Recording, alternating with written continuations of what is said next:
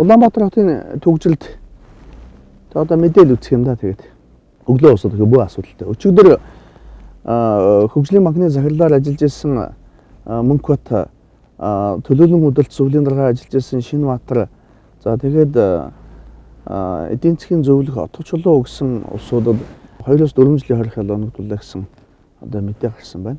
Төр томдог, тендер авдаг том хулгайчдын төрийн ордонд ял идэхгүй суугаал түүний гар хөлөөд нь ингээд одоо ял идэлсэн болоод төр хохирогоод тэгээд жирийн ард дэгтмэлдвэл бараг шоронд амьдарч штэ тэгээд эн чинь л өөрөө тийм утгагүй байхгүй юу. Судлаад үзлээ Мөнхбат гэж хэм бэ гэсэн чинь нөгөө л улсын хурлын гишүүн эдийн засгийн хөгжлийн сайд байсан Батбаярын туслах байсан байхгүй юу. Сайд болохоор туслахыгаа банкны захирлаа тавьчихдаг. Ийм байж болох уу? Нөгөө отго чулуу гэж хэм бэ гэсэн. Аль 2009 онд элбэгдэж ерөнхийлөгчийн зөвлөх байсан юм байна. Баттулга ерөнхийлөгчийн зөвлөх байсан юм байна. Нөгөө хамгийн том компани, оюутлогын компани тузын гишүүн байсан юм байна. Эрдэнэс Монгол гэдэг Монголын бүх уул уурхайн компаниудын нэгдсэн тэр консорциумын ерөнхий эдийн засгч байсан юм байна. Уул уурхай яамны одоо газрын дарга байсан юм байна. Одоо Хас банкны захирал тий Шинбаатар гэж хэмбэл гэсэн чинь хөгжлийн банкны тузын дарга байсан юм байна. Төрийн нэрийн бичгийн дарга байсан юм байна. Ингээ бодохоор энэ улс төрчид нь одоо хууль баталж хулгай хайдаг, банк байгуулж одоо хулгай хайдаг. Үүндээ туслах болон зөвлөх гэсэн улсуудыг гар хөл болгож оруулдаг.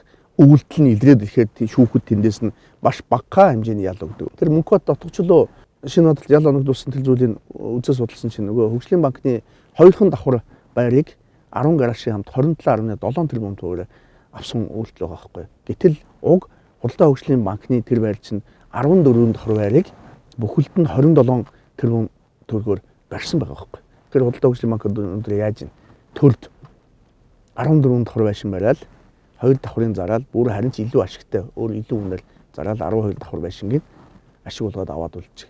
Ийм л төрийн оролцоотой бизнесийг хийж ийн. Ингэж л банкуд томорч байна.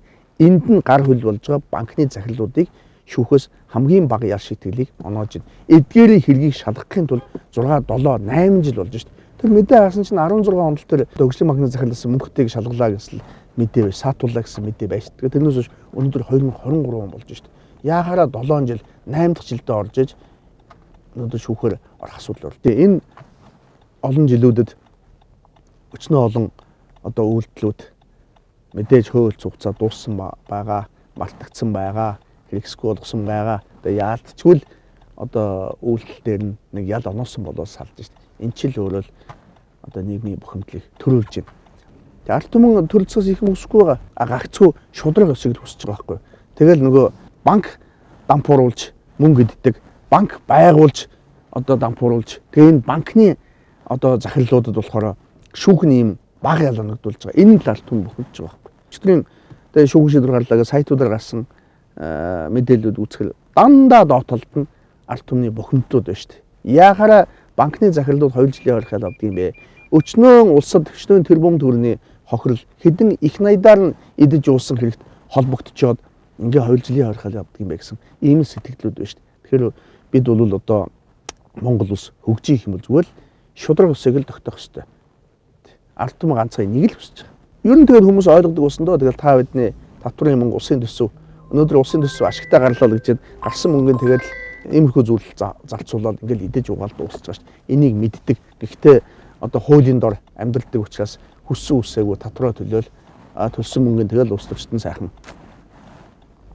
банк байгуулж тоглож мөнгөний идэж угаал тэгэл шүүхэн хариуцлага оногдохоор хамгийн бага ялыг оногдуулаад ингээд л одоо дуустдаг ийм л зүйлдэл одоо бухимдаад байна. Хэрэг алгаа.